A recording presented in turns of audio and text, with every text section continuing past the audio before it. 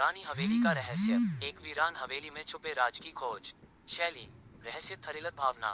सूर्योदय। भूमिका, कसौली की पहाड़ियों के बीच एक वीरान हवेली थी, सिंह हवेली।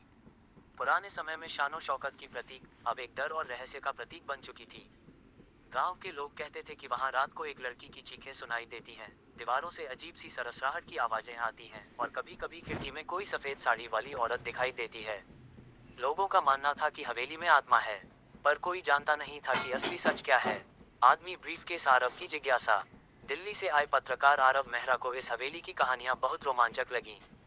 वह रहस्यात्मक भारत नाम की एक सीरीज पर काम कर रहा था। उसने तय किया कि अगला एपिसोड इस हवेली पर होगा। उसने अपनी मित्र और फोटोग्राफर श्रेया के साथ कसौली की ओर रुख किया। गांव पहुंचते ही उन्होंने गांव वालों से बात की। सबने एक ही बात कही, ग्रेटर देन बाबूजी, उस हवेली से दूर ही रहिए। वहां आत्मा है, राधा नाम की।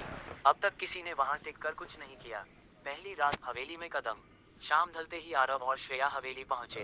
पुराना लकड़ी का दरवाजा चरमराया और अंदर घुसते ही सन्नाटा पसर गया।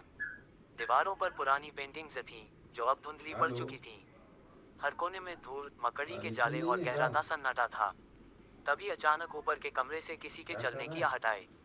श्रेया डर गई, पर आरव ने कैमरा ऑन कर लिया। दोनों धीरे धीरे सीढ़ियों से ऊपर चढ़े।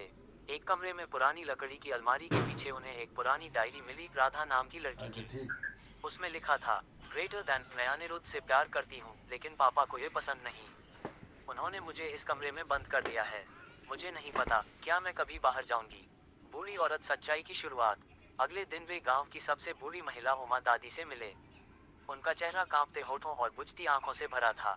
दादी ने धीरे धीरे सच्चाई बताई। ग्रेटर देन, राधा हवेली के मालिक विक्रम सिंह की बेटी थी। उसका दिल एक नौकर के बेटे अनिरुद्ध पर आ गया। ये बात विक्रम सिंह को मंजूर नहीं थी। गुस्से में उन्होंने अनिरुद्ध को हवेली बुलवाया और फिर कभी वो लौटा नहीं। राधा को कमरे में बंद कर दिया गया। कुछ हफ्तों बाद उसकी आत्महत्या की खबर आई, लेकिन असल में क्या हुआ कोई नहीं जानता। आरव की जिज्ञासा अब और गहरी हो गई।